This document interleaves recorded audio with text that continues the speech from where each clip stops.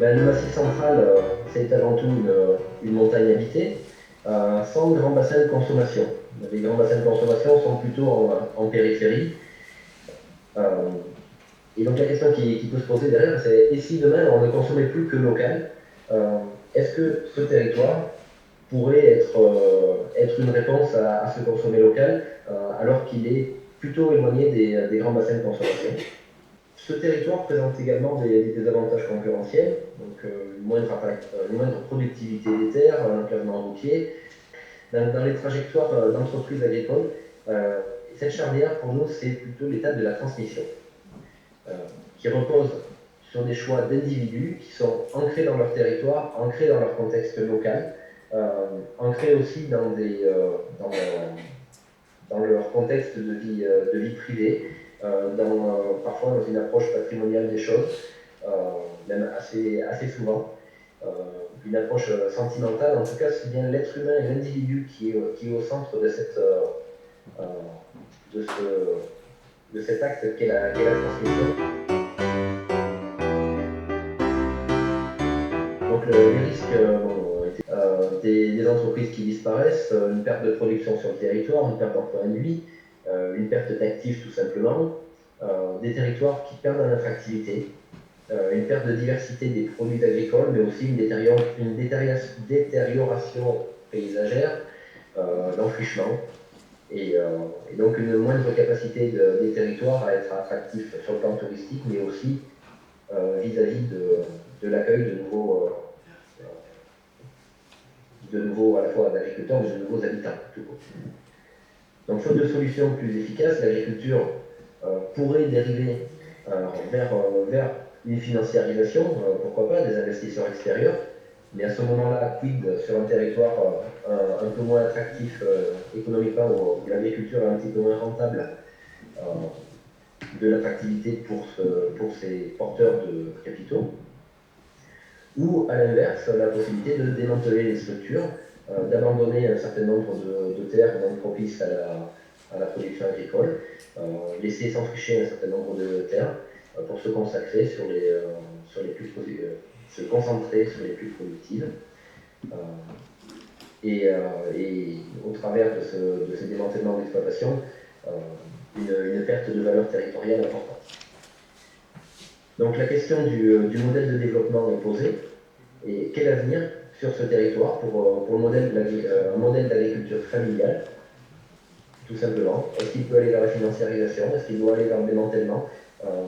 Et finalement, la question centrale, la transmission des exploitations si elle a lieu ou si elle n'a pas lieu, dans quelle mesure elle intervient et sous quelle forme elle doit intervenir, de manière à répondre à cette question: quel modèle d'agriculture familiale demain sur ces territoires? Donc la démarche témoin, elle se qualifie par une démarche prospective que l'on veut innovante pour une problématique qui est multifactorielle. Pour rappeler un peu cette problématique, allez, créer ce schéma un peu complexe qui montre bien qu'autour de la transmission, finalement, se joue un certain nombre de questions, un certain nombre de questions dans différents domaines, à la fois des domaines juridiques et fiscaux, dans le domaine géographique, un fort impact de la sociologie à la fois des territoires, mais la sociologie agricole et du monde agricole, une dimension psychologique, patrimoniale, familiale importante. On aborde aussi les questions des politiques publiques, euh, des questions d'économie, des questions relativement vastes. Et au travers de ce schéma, on voulait surtout montrer que jusqu'à présent, on a à chaque fois que se présentait une problématique, on a toujours essayé de la régler de manière très sectorielle.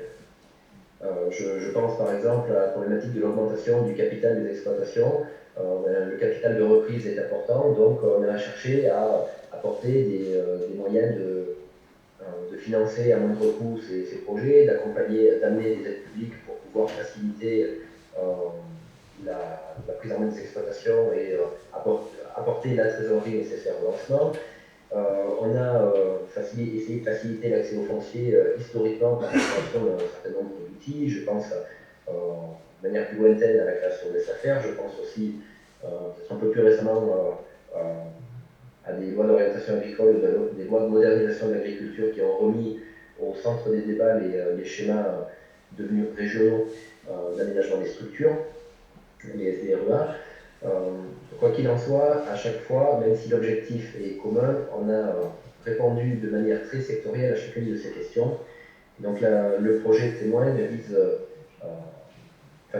essaie de poser la question de manière multifactorielle et de bien conserver cette approche multifactorielle dans la totalité des réponses que nous apportons.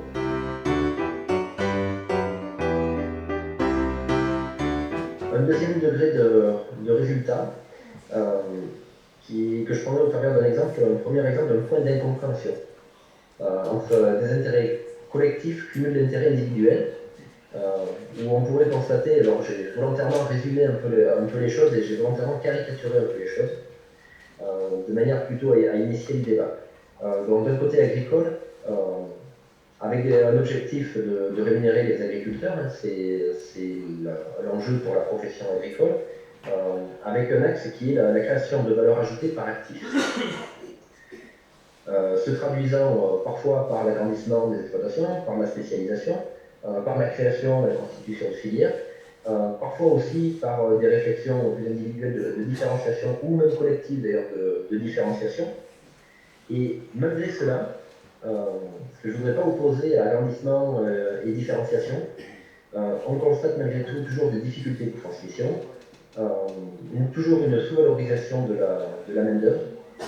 Et même dans le cas de différenciation, on constate aussi des agriculteurs qui ont des difficultés, qui sont débordés par le travail et qui ont, malgré le fait qu'ils touchent de nouveaux marchés, qui s'approprient l'activité agricole sous de nouveaux jours, ont toujours des difficultés à valoriser la main-d'œuvre au regard de la quantité de main-d'œuvre qu'ils doivent y fournir. Et d'un autre côté, plutôt côté élu, ceux à qui on a délégué la gestion du collectif territorial, un objectif de repeupler le territoire, avec un axe de travail qui touche à l'attractivité et à l'accueil. Et quand il réfléchit plutôt à l'agriculture, pense plutôt aux petites structures, parce que plus de petites structures, donc plus d'actifs, avec des systèmes plutôt alternatifs. Là encore, je caricature volontairement les choses. Bon nombre d'élus ne le considèrent pas forcément comme ça. Mais en tout cas, c'est une traduction, une vue extérieure de ce qui se passe dans ce cercle. Et aboutissant donc sur une non-valorisation de tout le territoire, notamment le territoire herbagé. Là, je prendrai juste un exemple d'un territoire que j'ai en tête, c'est le Livradois-Forez, où on accueille aujourd'hui beaucoup de structures alternatives, d'agriculture alternative, sur des plus petites structures, sur de nouveaux modèles de production.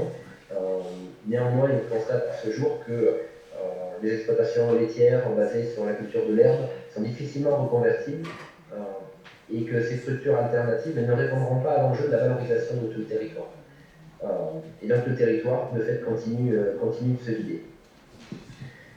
Finalement, ces deux cercles vicieux évoluent en parallèle et amènent un certain clash territorial et amènent surtout à des questions de quel espace pour créer du lien et dans quelle mesure l'intérêt commun peut émerger au sein de ces deux collectifs. Et là, je souhaite juste mettre en exergue le fait qu'on travaille aujourd'hui plutôt sur des cumuls d'intérêts individuels qui constituent un intérêt collectif, enfin, sont constitutifs de l'intérêt collectif, et que un des axes de travail pourrait consister tout simplement à travailler déjà dans le cadre de l'intérêt commun et à la constitution d'un pacte territorial.